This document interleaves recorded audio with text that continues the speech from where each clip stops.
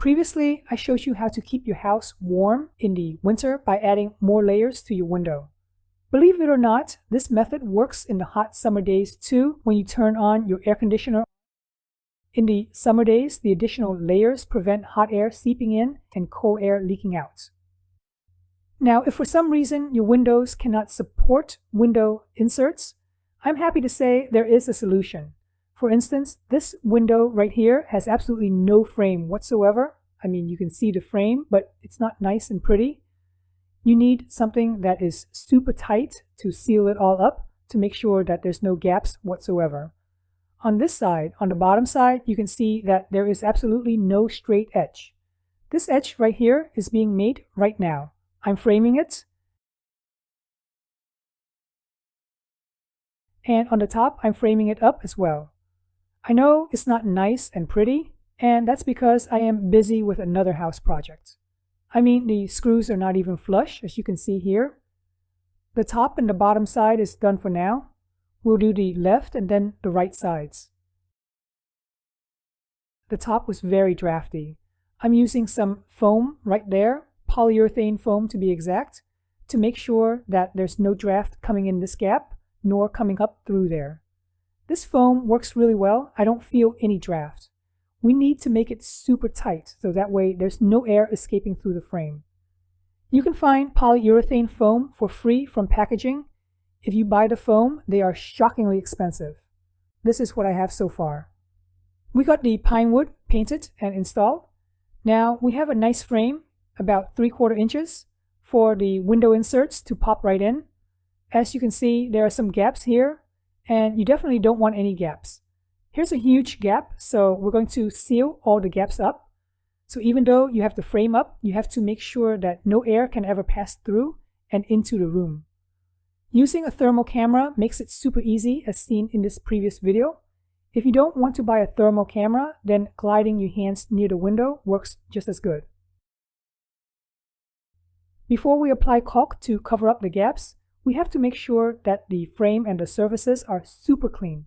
You can use a vacuum if there's a lot of dirt or debris. If there's a little, then use a blower. It blows everything.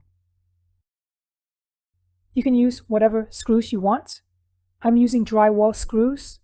I know I'm not supposed to because it's not going to last forever. This will last at least 20 years, and that's more than good enough for me. When you screw it in, the screw bumps out like that, and that's not very good. We're going to use a countersink bit to make it more flush. It's really easy. Just put the countersink in, spin it a little, and now when you screw the drywall screw in, it's more flushed. This one's already done. Once it's flush, use any caulk, white caulk in my case, to cover the screws up entirely. I'm going to start off with the vacuum just because there's so much debris down there. The vacuum will do a much better job, and it doesn't blow dirt all over this tiny room.